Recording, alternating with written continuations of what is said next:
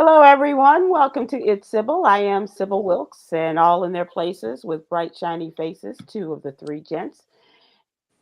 Oh, that's like fresh from a nap smile. Hello, Ahmed. How are you? Yeah, definitely just woke up a little while ago. Like 30 seconds, 40, You know, 45.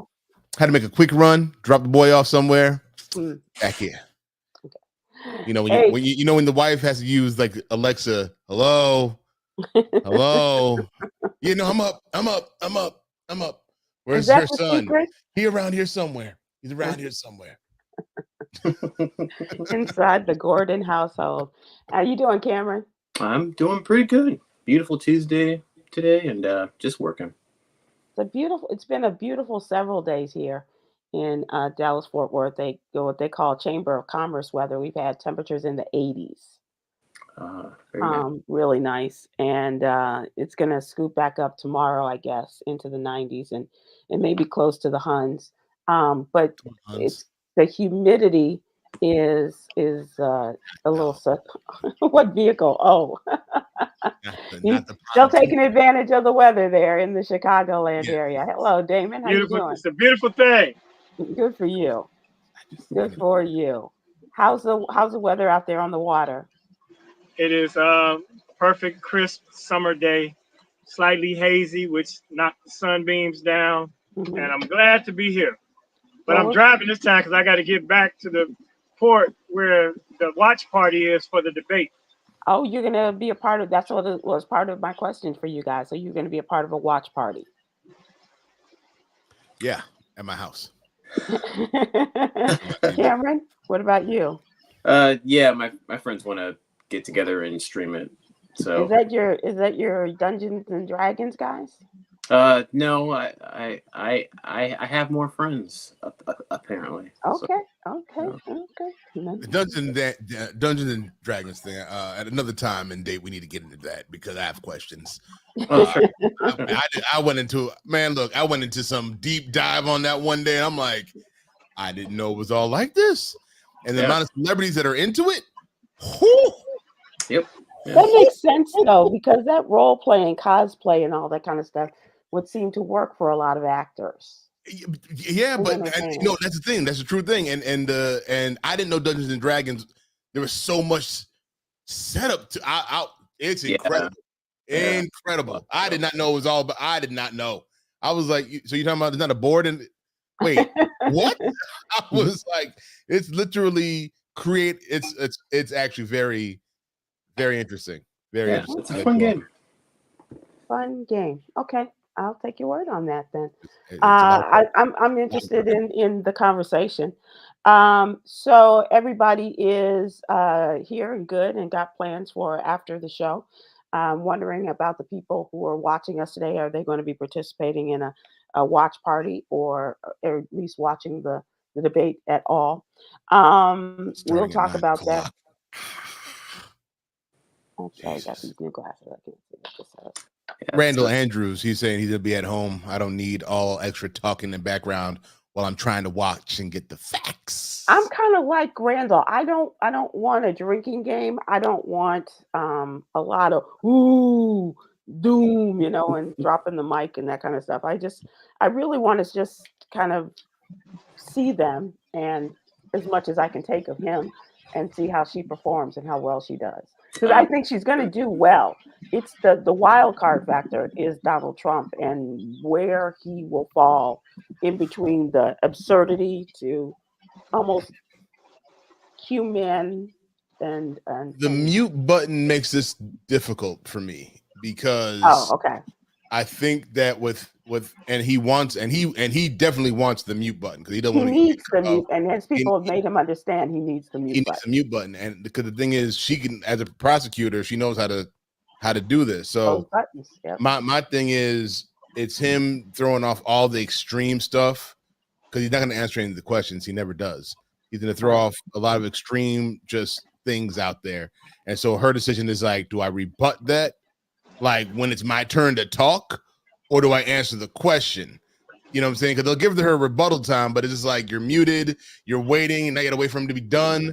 Now you're trying to it's just I don't like She'll work either. that out, and I'm sure they have Yeah. already worked that out in because she's done a lot of But preparation for I this. feel like she should get super personal. I mean, like go hard, like you tiny hand, orange face, and just rattle him, and then And make him set 'em just off. lose it, like a prosecutor would do, like what Tom Cruise did Jack Nicholson.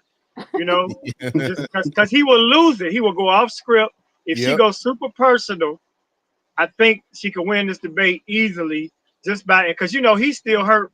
This whole reason why he is in the position he is because he was insulted by Obama Right. at the White House Years ago. And he's conference, probably feeling the effects from the Democratic National Convention from a couple of weeks ago when he talked about the size of his crowds.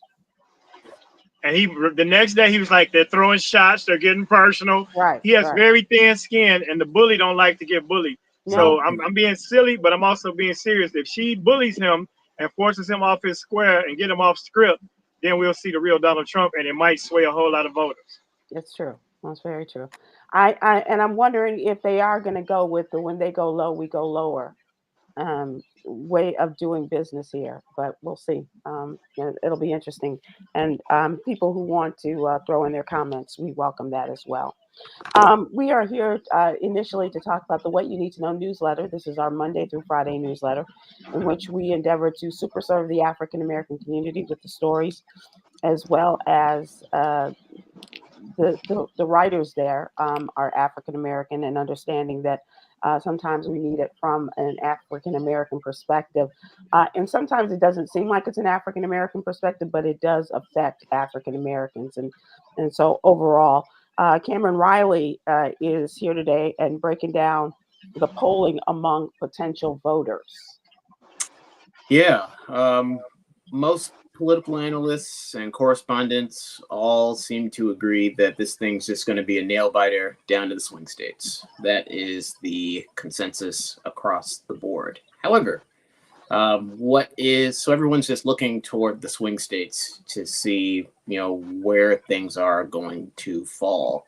And what the latest poll numbers are indicating is that Kamala Harris has got the black vote point blank period. 69% of black voters are projected almost certain to vote for Kamala Harris. Say that number again. 69% of black voters are almost certain to vote for Kamala Harris. Black voters under 30, she's trending upward with them as well. So Kamala Harris is safely enjoying about 82% of the black vote, which is great. But there are. Is it great? That's what she wants. I'm speaking. No, but I'm saying is 82 great when you think about? Yeah, I mean what Obama got. Yeah, like the projected versus actual. I'm excited to see because people have just been feeling very jaded as of late. So obviously we want people to turn out 100% every single time for every election. But yeah, I'm just waiting to see what the actuals are on that. But there are other different identity groups and affinity groups that the Harris campaign is trying to reach that she is proving not to be as successful as the Trump campaign is, specifically toward younger men in general. Donald Trump has been unleashing targeted ads toward men repeatedly. Like from the most divisive ads, migrants take jobs from black men, to blaming the Biden-Harris administration for inflation, and so that's all of a sudden a white man's problem. I mean, Donald Trump is a lot more popular with men overall than the Harris campaign, and especially disaffected white men. Yes, and so it's this is proving to be an election season of identity politics. A lot of different identities have been targeted and splintered away and pit against one another in the years leading up to this.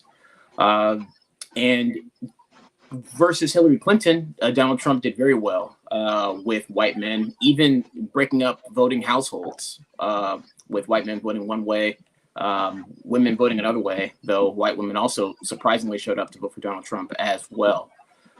So Tim Walz was supposed to be the Harris campaign's pick to appeal to the sensible, middle ground voter, just appeal to the good sense of America. But he's not proving to be as popular with men thus far as the Harris campaign would hope. So we'll see how the numbers settle again after this debate. People are looking forward to it. People are going to be watching it.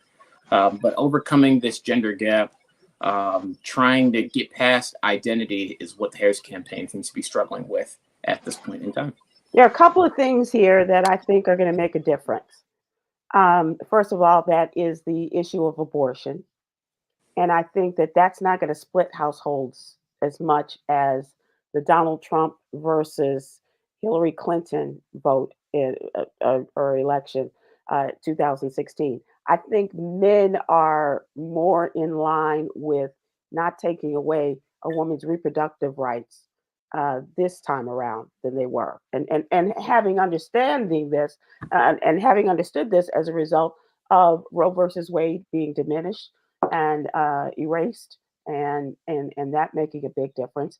And the other thing is that they've seen a lot of the foolishness. I mean, their wives or their women are kind of pointing out to them that the foolishness of Donald Trump is not good for them or their families. And if you want to vote for him, then you go live with him too. go make his life miserable the way you've made mine. I'm kidding. I mean, families have split up over less. Yeah, for sure. And as far as Tim Walz is concerned, Governor Walz is concerned, I don't think he's been in there long enough. Yeah, for people absolutely. to, I think this whole thing has happened so quickly. We're like a month and a half into her candidacy as president and running for president, and he's been in even less time as the vice presidential candidate. So I'm not sure that kind of polling is fair. And I know what's fair in politics, but I think that's he's got 8 weeks from today is the general election. That's the last day you can vote, November 5th.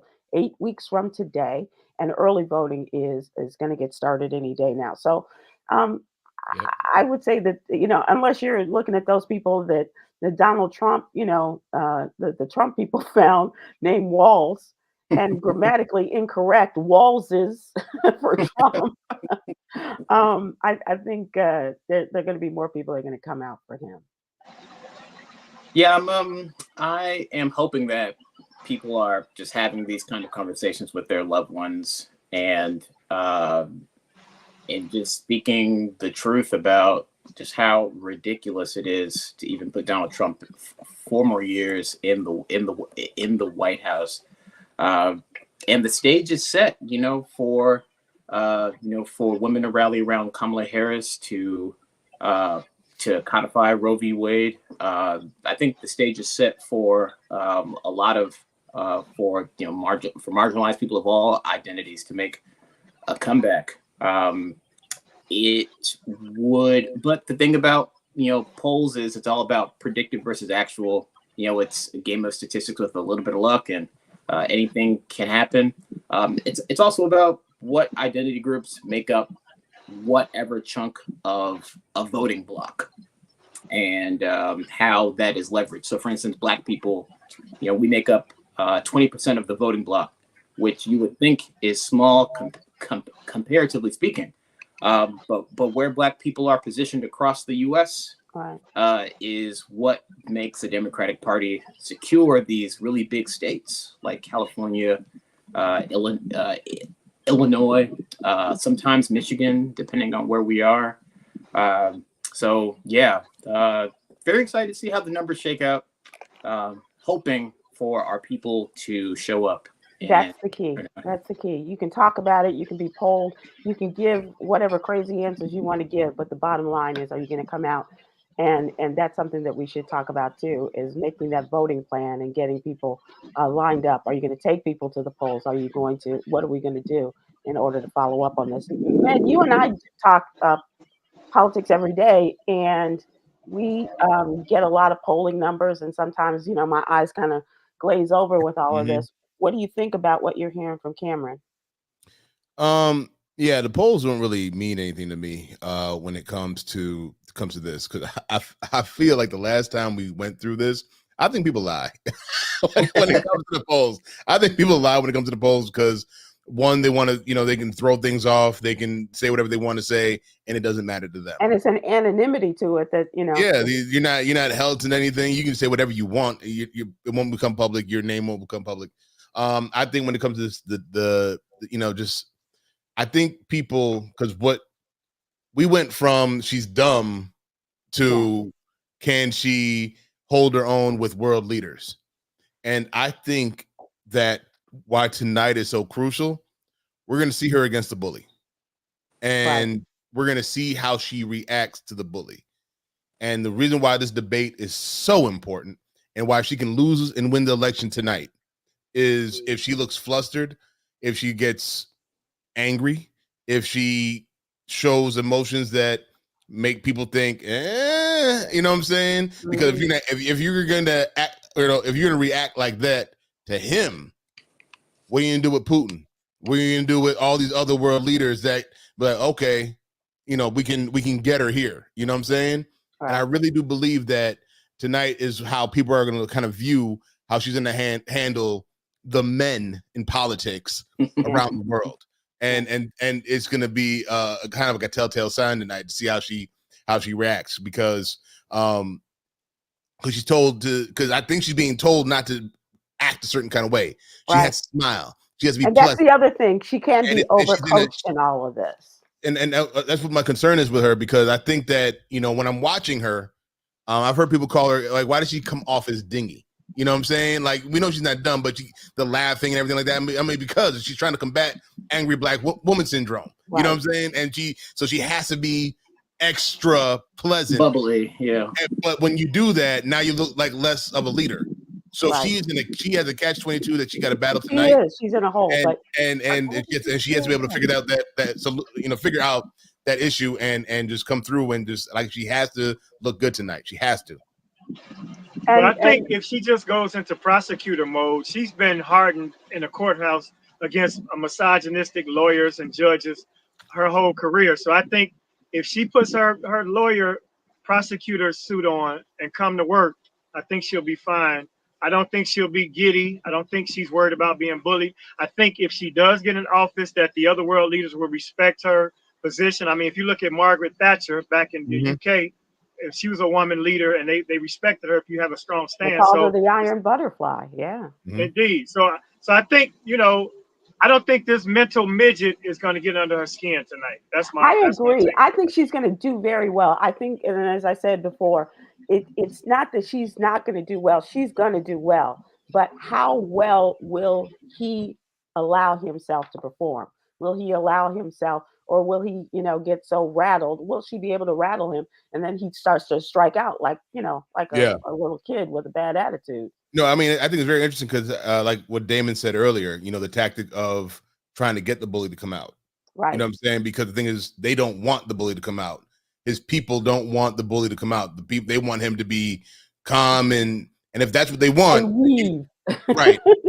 They want, if that's what they want, and then Damon has a point to, well, bring out the guy that they don't want to be seen. Right. And that's the other part, because nobody can be on the stage with them. There's going to be no aides, no consultants, no Nope. nothing during those breaks. It's just them on the stage and the moderator. So and he's got two black women he's got to face, and that part is really going to get him.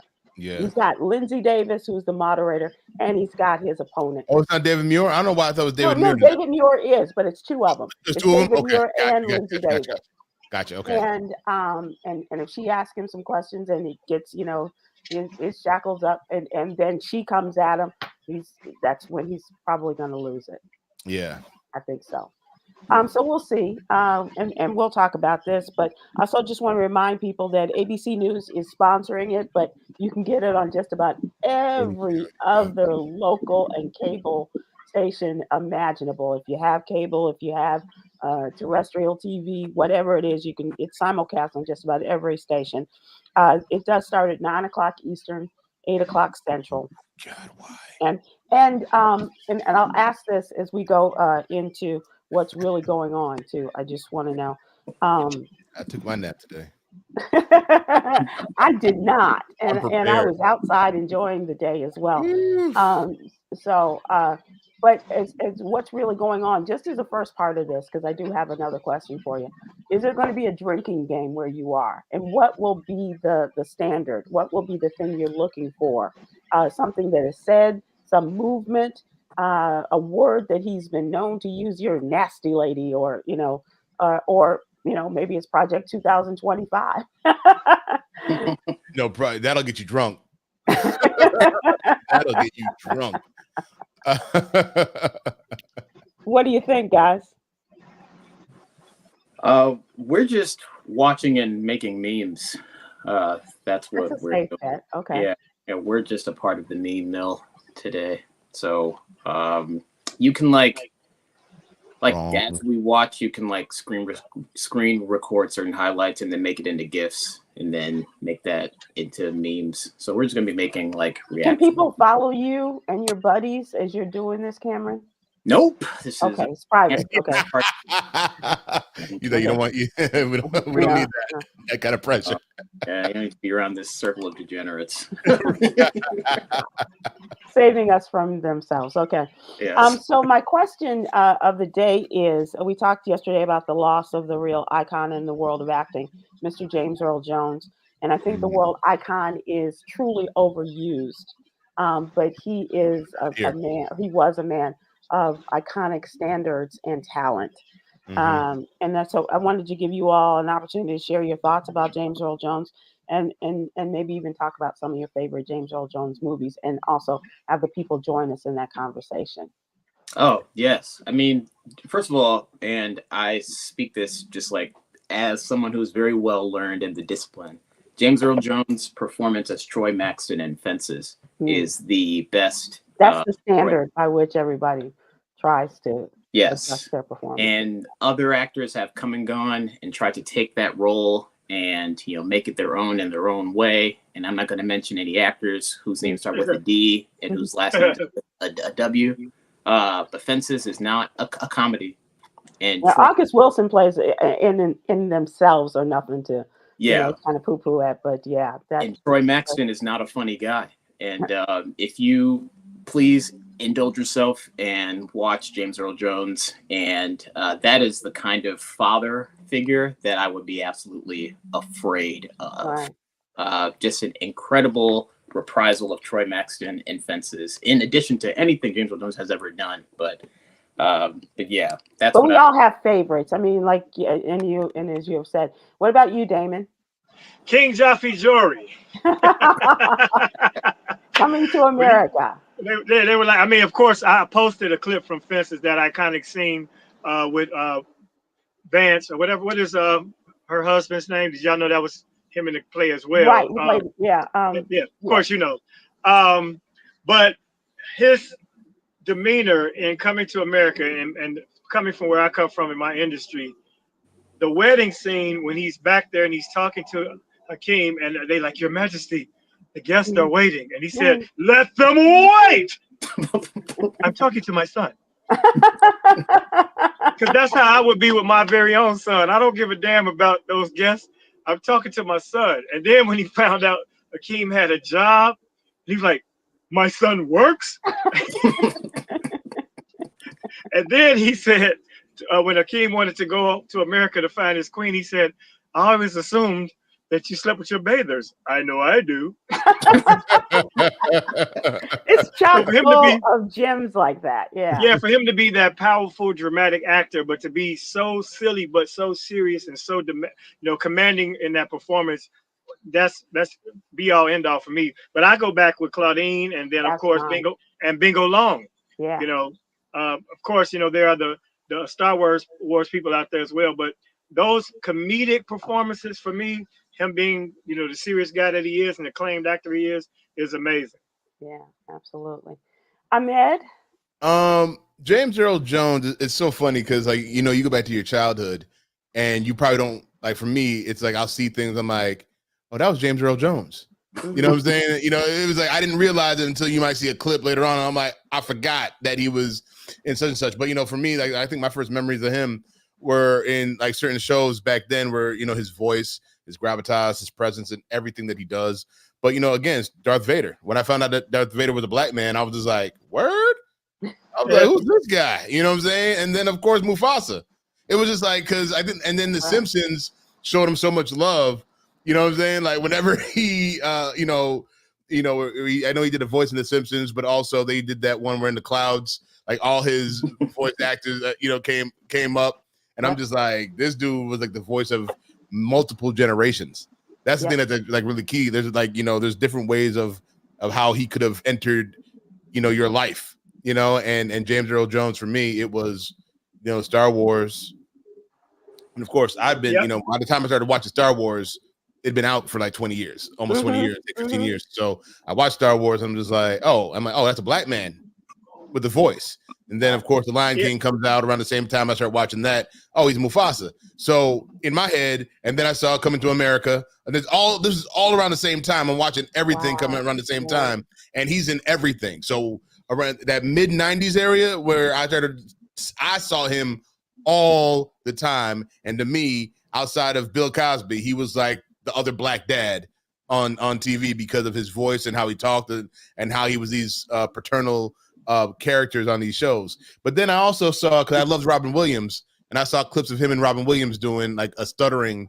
He had a speech impediment, and Robin Williams, you know, kind of joked on him on that. And there something, what was the name of the movie? Something in Brooklyn.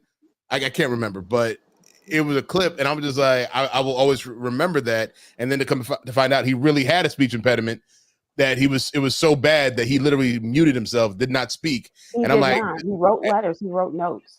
And I was like, this man who's known for his voice and the way he speaks, at one point in time, did not talk. He was mute. You're right. And you know, it's just he's just an impressive human being. So if you want to get a James Earl Jones laugh, Google or look up James Earl Jones saying cool things on David Letterman's top 10. I tried to, and I sent that to Yolanda and Chica. I don't know if we could play it on here, but yeah, absolutely.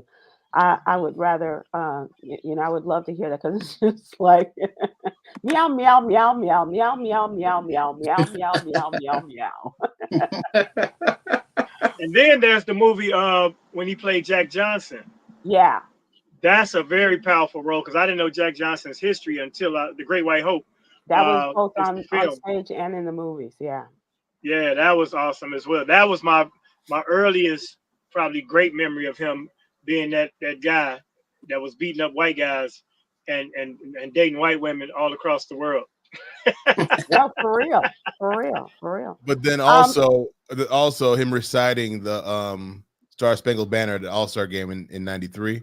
I saw a clip of that today, and I'm like, he didn't sing it. He recited it. Yeah. with instrumental background behind him. I was like, who does this? Well, it was brilliant though. It was absolutely brilliant. Yeah. Sandlot too. Yeah, Sandlot again around the same time. Sandlot, you know, was one of those two that I saw. The movie you're talking about with Robin Williams, I believe that was The Angriest Man in Brooklyn. That's what it was. Angriest Man in Brooklyn. Yeah. Mine was Claudine, and we want people to please give us your favorite movies, your favorite James Earl Jones movies, or maybe there's a line, as Damon has. Janet Ferguson says, I love me some James Earl Jones. Claudine, my favorite movie. And that's what I was going to say. Janet Ferguson on Facebook, joining you there. I remember seeing that as a kid and coming. I went. It came out in the summertime, or at least we went to see it in the summertime. We didn't always go to the movies the day that it was released. And I remember coming out of it with my uncle and my aunt and my cousin. And we were talking about the movie. That was the same summer I think we saw Jaws. I'm not sure. But anyway, I remember coming out of that movie and my uncle said, that is how a man is supposed to act. He said, you may not recognize this now, But that man who's a garbage man is a king in his community because of the way that he respects his woman and takes charge of the family with all the craziness and the kids and stuff. And he was really speaking to me because at the time my mom was a single woman, my dad had died, and she was dating and things. But that's who you look for, and not somebody that is going to mistreat you or mistreat your children, but somebody who's really going to stand up and be the king, not only of your house but of your community. And he said he persuaded the hell out of it. And he really thought he was more disappointed than other people that he didn't get the Academy Award nomination for that, along with Diane Carroll being nominated as well. That was just And Diane Carroll, another take on that, from our throwback days at the Joyner show, clearly had that monkey because that man took care of her and all them 6 grown kids. Right. Exactly. And that's what my uncle said. You don't see men messing around with kids like that. They're like, let me know when they left the house. Yeah. Question. I never saw Claudine. Put it on your list. But is that the one where like the welfare person comes out and he hides? Yeah. Yep. Okay. Which is a very socially conscious. Bubble bath for Claudine. Oh, that was it for me. That's what my aunt said too. She said, "Why don't you do that?" No, it was that scene. I saw a clip of that scene. I didn't know what it was from, but I was just like, "Whoa!" And Damon, I think you were about to say something about just the social aspect of that, how that affected the black. But that clip, whenever I think about what welfare did to the black family, right. That clip runs in my head. Mm-hmm. Yeah, and because the man was forced to not be in the household or they would lose the benefits. Right. And that was the demise, even though all black families were not on welfare, but the ones that were getting subsidized, who needed the subsidy, especially in that time, coming out of that recession and post-Vietnam, to say the man could not live here or you lose your benefits was very detrimental to the black family. And it was purposely done. Right. Yeah. Absolutely. Yolanda, we got a couple more minutes. Do we have any others? Sharon D. Humphrey Fletcher on Facebook on Golden Pond. I saw it in New York City. I don't know that one. That was. I feel like that's where I am now. There you go. Right. It's on Golden Pond. The movie was Henry Fonda, and he played it on Broadway. And it was, and Henry Fonda and his daughter Jane Fonda were in the movie. But God, he was just so driving Miss Daisy. I mean, and I was telling Yolanda yesterday when we were talking about this, the first time I ever saw him, he was on stage in Chicago at the Goodman Theater and did a one-man show. And that just blew me away. Just the fact that, he was it. You couldn't play off of anybody. That was just it. That was just the way things were. Played the life and times of Paul Robeson. Just incredible. Just incredible. Let's see. Do we have any more, yo? Okay. Brenda Brooks Perry on YouTube. Master Harold and the Boys play in Los Angeles, 1983. He dropped his pants, and all I could say was, "What a beautiful behind." Well, you were nice. His theater work was, stage. I don't know if that's the image I want right now. I'd like to see that actually, because 1983, that's 40 something years ago. It's probably nice, still holding up nicely. Thank you, Cameron. Not 93-year-old behind. We're talking about right, not a 93-year-old. We're talking about 53-year-old behind Rodell. Yeah.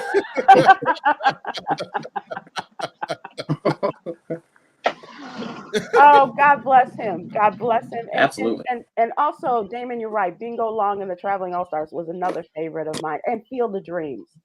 I remember seeing Field of Dreams. I was in Charlotte at the time, and my mom came down to visit me, and we went to see that movie. And we both cried at that movie, and because baseball was something that I shared with my father, and so it was just really special. And yes, Yolanda, we did not mention this tonight, but yes, the voice of CNN. Yeah. And do you know he Yeah. originally only got paid $7,000 to do the voice of Darth Vader? That got played for decades. Yeah. Yeah. That's wild. I hope George Lucas made up for that. Well, he left a $40 million estate, so he made up for it. Yeah. They gave him the He did well. Yeah, he did very well. So I also think about just the actors he played with and how they played off of him. And like these are actors that like I said, seeing him and Robin Williams go back and forth. Right. Actors that who are on their own, are stars on their own, but when they like Courtney B. Vance, when you're talking about fences. I mean, Hey, Martin Lawrence and Cedric the Entertainer and Come on. Roscoe Jenkins. Welcome home. Yep. Yeah. Absolutely. Cedric posted a picture of them laughing out at a cookout scene, and I know that had to be awesome to work with the icon like that. Absolutely. Yeah. Absolutely. Like from comedians, he could act with anybody. Any speed, any dialect, anything. He was the man. And Sesame Street, yes. Where every child gets to know all the stars. Sesame Street. Yep. Okay, so let's move to trending. Hold on, I'm about to hit a speedboat came past. They're gonna rock my boat. Oh, don't rock the boat, baby. Sorry. Don't tip the boat over. Just got to steer right into that wake. There you go. There you go. Yeah. Good job, Cameron. Takes you back to my boating days. You got the hat and everything? No, I used to give the architecture tours on the riverboats. Oh, nice. That's a great job. To be in order to get a certain rank, you have to have certain times at sea behind the wheel, and so I think I've got over 1,000 hours. I could go for a captain's license if I wanted to. Good for you. Okay. All right. Well, Damon, if you want to come down, man, before fall, give me a call. I'm out here every day if I can. Oh, that would be a lovely evening. That would be a lovely evening. If your wife allows me to bring some friends, then I will take you up on that. Yeah. Absolutely. As long as Damon is able to bring his one and only friend, that would be great. Come on. So let's move to things that are going on today. Tropical storm Francine is picking up speed, but is still below full hurricane status. Francine moved northeast in the Gulf of Mexico today as forecasters still expect the system to reach hurricane status before making landfall over Louisiana's shoreline Wednesday. Earlier in the day, AccuWeather hurricane experts say the storm appeared to be getting its act together with high water temperatures in the Gulf, potentially serving as rocket fuel. The hotter that water is, that it is now. I'm just getting this story that is now strengthened into hurricane status in advance of the anticipated landfall on the Louisiana coastline. They're expecting that to happen overnight in Louisiana. So please. Louisiana doesn't need this anymore. Just Katrina alone still has that pulse over them. Tuesday afternoon, the storm was battling dry air and hadn't reached the hurricane strength, which, as I just mentioned, it has now reached, moving about 10 miles an hour with sustained wind speeds of 65 miles an hour. The storm is forecast to become, as of 5 o'clock, I should say, was centered about 135 miles east of the mouth of the Rio Grande and 360 miles southwest of Morgan City, Louisiana. The trial has started for the former Memphis police officers charged in the Tyre Nichols killing. Tyre Nichols, as we all remember, was fatally beaten after being stopped by police just feet from his mother's home in Memphis last year. 2 officers pleaded guilty to federal charges. 3 others faced trial. Jury selection began Monday in the federal trial of the 5 former Memphis police officers charged in connection with the fatal beating. The 3 could face life in prison if convicted on the civil rights counts they face. And once a jury has been seated, prosecutors and defense lawyers will give their opening statements. It's expected to last about 3 weeks. So it's going to be a quick in and out for some of them, maybe not quick enough for those that are on trial. And 2 of the officers involved in the meeting, Desmond Mills Jr. and Emmett Martin III, have pleaded guilty to using excessive force and conspiracy to witness tamper. As part of their plea agreements, the Justice Department recommended that Martin III face a sentence not to exceed 40 years in prison, and Mills to face no more than 15 years. I think that's a little low for me. But Yeah. that's just me. That's just me. Is Just this my- the? And please forgive me, but is this the one where we were all shocked to discover it was like all black officers? all black policemen? Yep. Yeah. Uh-huh. This is the young one that black man. where we felt like there was something else going on. Like there was like he was Remember targeted. there was Like talk about him taking one of the men's girlfriends. girlfriends. It was there was a lot because I think God, it's been a while, but I was working with BIN at the time, and I believe that somebody had mentioned something while they were assaulting him to make it think, like, oh no, this was they were looking They said for. it was like it was personal. Yeah, it was a very personal attack. Yeah. Like this was not this was a setup, and that's how it felt. When you started kind of reporting it, when you started getting the news from it, it was just like, what's going on with this? But then also on top of that, you know, you had this group of people. What is it called? Did you say Scorpions? Scorpions, yeah. Right. So they were known to rough up people out, you know, outside of this. But this was, you know, we've had issues all across the country with specialized units. You know what I'm saying? To kind of thwart drugs, guns, things of that nature. Yeah, it's always been a debate, but this one was a very personal situation. Very personal indeed.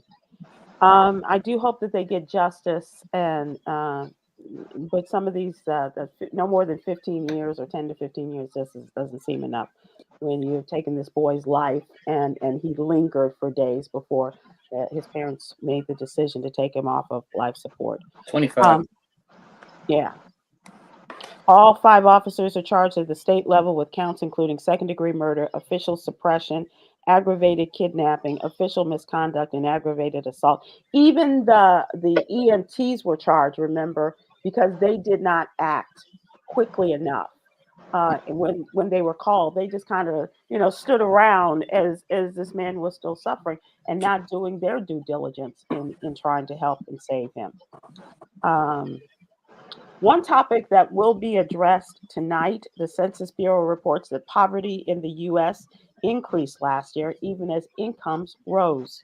So the main number social scientists have for years looked at to capture the true number of people struggling to meet their basic needs ticked up to 12.9% in 2023 compared to 12.4%. So it went up 0.5%. In that year, according to the Census Bureau, more Americans are struggling to afford necessities like rent, childcare. Childcare is childcare, according to Donald Trump, and medical expenses.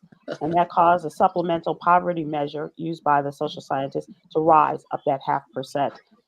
Even as the number of Americans living below the standard official poverty measure fell for the first time since 2019 due to rising incomes, but that wasn't enough for some people.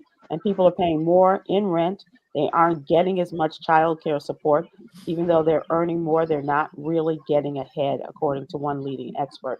And that's the sad truth of it all. And you know, JD Vance saying, well, take your kids to grandma's house if you want child care and you have a problem paying the child care cost. I thought something he actually said that was interesting was the government paying grandparents. Yeah. Oh, yeah. And they I was like, don't they do that like for like, you know, like elderly, like they actually pay people to take care of the elderly and things of that nature. Right. And I'm like, that actually might work. But the thing about it is like when you make more money, you lose support. Right. So yeah, when your people are making more money, there's less support to be gained. And so you're hurt by more things. Right. Inflation, I think, is a joke. I don't think inflation is just inflation. I think that inflation is basically CEOs taking advantage of the pandemic and saying we're going to rise these prices because, you know, we are, you know, we need, you know, everything's gone up, so we're going to raise the prices. Now y'all know that the prices weren't going to come back down. You know what I'm saying? They weren't going to bring everything's back to normal. Let's bring the prices back down. Oh no, that's not how it works. I still walk through Walmart waiting for the ramen noodles to come back below $1. They're not. It's always they set new $1.26.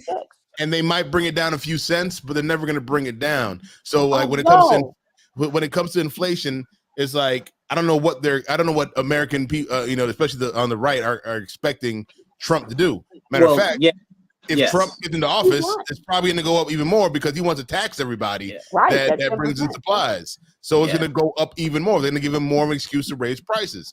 The thing is, when it comes to inflation, what you have to look at since Biden came in the middle of the pandemic, how much lower has inflation gone? Has inflation increased, or has it slowed down, like the rise of the inflation part? You know what I'm saying? Not prices. The percentage of everything has it gone up or gone down. If it's been coming down, then they've been doing their job. As long as it's not been going up, prices are going to still go up. But how high are they going up? Because at the beginning or right in the middle, it spiked, but it's been coming down ever since. And so they've been doing that their job. 9-10% level, and now it has come down. It's come down. You're right. Yeah. So I was surprised at Walmart the other day getting coffee that this wasn't even ground coffee. This was instant. What had gone up to almost $9 for a container of instant coffee has now gone down to $6 and about 75 cents. That's the first time I've seen a price come down on anything that I purchase at the grocery store. Yeah, eggs, milk, those always fluctuate. They're going to fluctuate within a certain price point, but not if you're at Kroger, because the guy who owns Kroger said, "Yeah, we jacked it up. We jacked the prices up. We jacked it up." I'm like, and when I saw that story, Sybil, I was like, I told y'all, this is not inflation. This is greed. That's all it is. Hey, well, today at Walmart, I found gas for $2.93, under $3. Where? Right. Walmart. If anybody's in Chicagoland on Sauk Trail Road, Richton Park, Walmart, $2.93. It's worth the ride. It is. Yes. And once you cross the E-way on the other side, it was $3.99. Wow. Mm-hmm. Yeah, that'll get there. It must be that great value gas. Mostly corn. Right. Yeah, probably got a little apple juice never in hurt it. Nobody. It's like a little E80. It's a little E86, not 85, but 86. You can put it in. Yeah, it'll get you there. Yeah, you'll make it. Water. Okay. So after Tyreek Hill was pulled over for going 60 in a 40 zone on Sunday and taken down by the Miami-Dade police outside of the football stadium where he works, the question being asked, do drivers need to roll down their windows during a traffic stop? This is a traffic stop that soon escalated into the officers removing Mr. Hill from his McLaren 720S. It was a nice looking ride. I don't know what all that, it was a $300,000 car. It was a sweet looking ride. Very nice looking car. Forcing him to the ground and handcuffing him.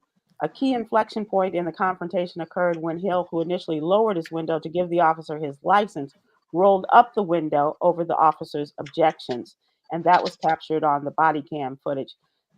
Different states have different rules regarding that and the driver's duties during a traffic stop. But for the most part, there seems to be an agreement that drivers should roll their windows down to communicate with officers. You guys, probably more than anybody in this conversation, can talk to this. I knock on wood, it's been a while since I've been stopped by a cop. I got stopped a few days ago, and my son told on me. That's your boy. Yeah, my boy be telling on me. I've always said whenever I get pulled over, I roll down all the windows because for some reason, I always say this, that when you're dealing with cops, it's the civilian's job to make sure that the police officers feel safe. It is the civilian's job to make sure that everything is in control. We don't have any power, but it's up to us to make sure everything and the officer feels comfortable. What you saw on Sunday, would you still say that to Tyreek Hill as the way that they manhandled him and so here's my thing with Tyreek, and we were discussing that up and down this morning, just within the studios overall. My position was he handed you his license, unless you were pulling him over for like drunk driving or something like that, you asking him why he doesn't have a seatbelt on doesn't mean anything. Go get this man his ticket and get the hell on. Right. Because the thing is, because someone asked why were there so many police? There were so many police because it was game day, and there's police everywhere on game day, and it's literally right outside the stadium. He was running late, most likely, Tyreek. So he's trying to get into the stadium. So it was like, don't knock on my window. Please just go run my thing and let's go. And of course, he called Drew, his agent, just to let him know he was getting pulled over, to let other people know, hey, I'm running behind because I'm getting pulled over. The cop wanted to have a conversation. I'm like, hey man, go run the license. I don't know why you need 3 cops to pull you over for them to all come over there to talk to Tyreek. But at the end of the day, even if you felt offended, because that's what happened, he felt offended and he went on a power trip. The fact that you don't even give him a chance to get out of his car, you dragged him out, handcuffed him, and then jumped on his back when he's telling you he had surgery on his knee, it makes no sense. Yeah. Could he have been more before we lose time here, Khameron or Damon, do you want to jump in here? Go ahead, Damon. Just for safety's sake, and I taught my son this, I always turn on my interior lights. I have my license ready. I have my hands visible anytime I interact with police officers. And every black person in general needs to do that.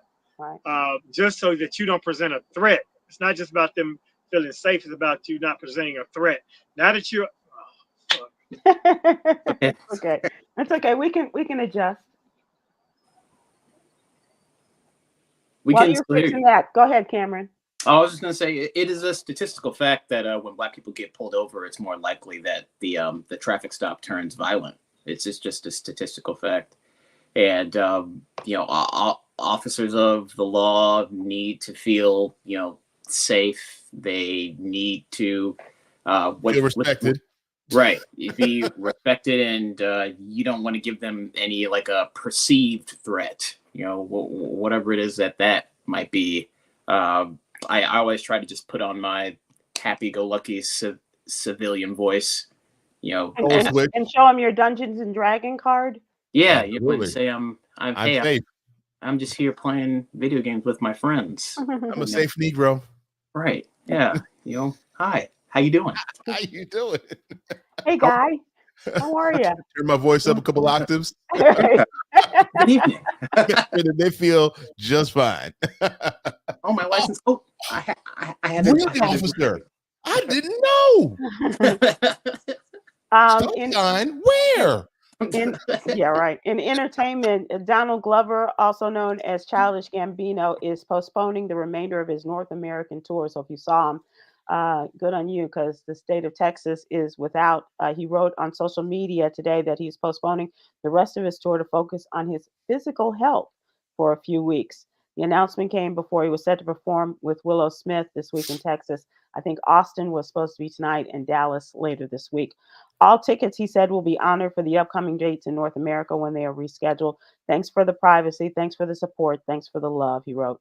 And this was set to wrap up This was set to wrap up October 3rd in Chicago before heading off to Europe. And he said that this was some sort of illness was the Houston excuse. And now he says to get his physical health right. And I hope that he does, because this guy's just been running himself between television and all of the other things and his music. Same thing with Usher. Like, he was just doing too much at the beginning, and it's like, come on, man, take a break. Understood? Hashtag doing too much. Right. Exactly. And he said that he announced plans to retire Childish Gambino, the musical persona, and so it wasn't fulfilling to him. So now hopefully he'll feel well enough to complete it. But if he doesn't, that's okay. People will get their money back. Fulfilling to the black, and they but he gets his help. I love the people that are so talented that they're like, I can sing whenever I want. I can do albums, make anthems. Yeah, I'm done. Yeah. I'm gonna go do a movie or write a play. I'm gonna paint. Like, it's so what, a room? No, a room, paint a picture, sell that. I don't know, whatever I feel like doing, because I'm good at everything that I do. I don't hate them. I'm a little jealous, but still, hey. No, there's no hate here. There's no hate. Never hate. I'm just like, oh, you're just so talented. I can't. We're going to close out with the jewel. People with a growth mindset are more likely to view criticism as a learning method rather than a personal attack, Mm. which That's is that's very true. Thanks, you guys. Damon, I hope everything turns out okay on the SS Williams. And we'll Mhm. see you all again and go and watch the debate. And we'll talk about it tomorrow. Thanks a lot. Aloha.